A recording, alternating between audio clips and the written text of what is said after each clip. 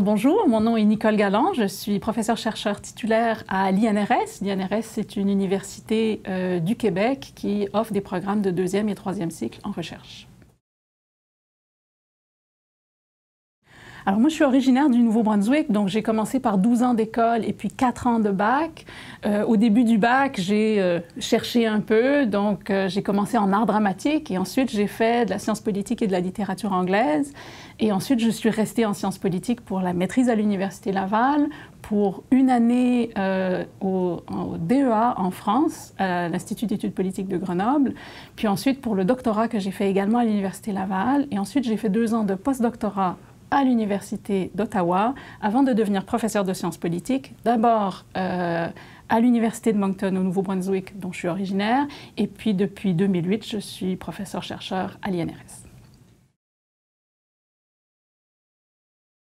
Alors, un échantillon quantitatif, c'est un échantillon qui rassemble beaucoup de personnes, mais sur lesquelles on étudie très peu de questions, finalement.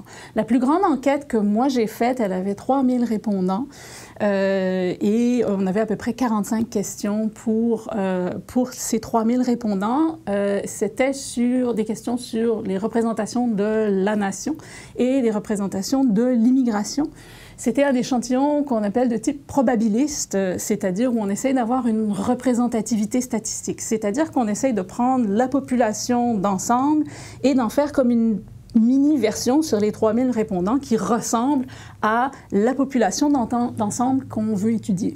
Dans mon cas, en fait, j'avais un suréchantillonnage dans certaines dimensions. Je voulais avoir suffisamment de francophones hors Québec pour les étudier. Donc, j'avais une version micro de 300 répondants dans chacune des régions francophones que j'étudiais et 300 anglophones. Et au Québec, j'avais un échantillon qui suréchantillonnait les régions de façon à avoir non seulement beaucoup de gens de Montréal, mais aussi suffisamment de représentants des régions du Québec. Alors, un échantillon quantitatif a tendance à accorder beaucoup de crédibilité à une recherche. Il y a une espèce d'aura de scientificité qui vient avec un échantillon quantitatif. Et pourtant, en réalité, ça dépend énormément de la qualité de l'échantillon lui-même. Et donc, on distingue des échantillons probabilistes des échantillons non probabilistes. Un échantillon probabiliste, c'est celui où chaque individu a à peu près la même probabilité de se retrouver dans l'échantillon, alors qu'on a souvent des enquêtes qui se disent quantitatives, mais qui sont faites avec des échantillons de commodité. Par exemple, quand vous allez chercher vos amis Facebook comme échantillon, c'est un échantillon qui est commode, mais qui n'est pas probabiliste, parce qu'il y a plein de gens qui n'ont aucune chance de se retrouver dans votre échantillon parce que vous ne les connaissez pas.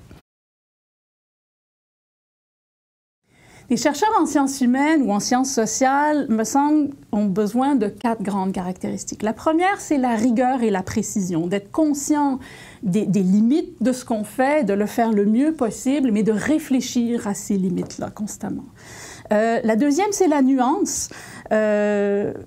Même et surtout avec du quantitatif, en fait, parce que même si on a un très gros échantillon, il y a énormément de variabilité dans l'interprétation qui peut être faite des questions qui sont posées. Et donc, d'être conscient de ça et de le faire avec modestie, qui est la troisième caractéristique, de toujours remettre en question ces interprétations au lieu de les affirmer avec certitude, toujours se remettre en question.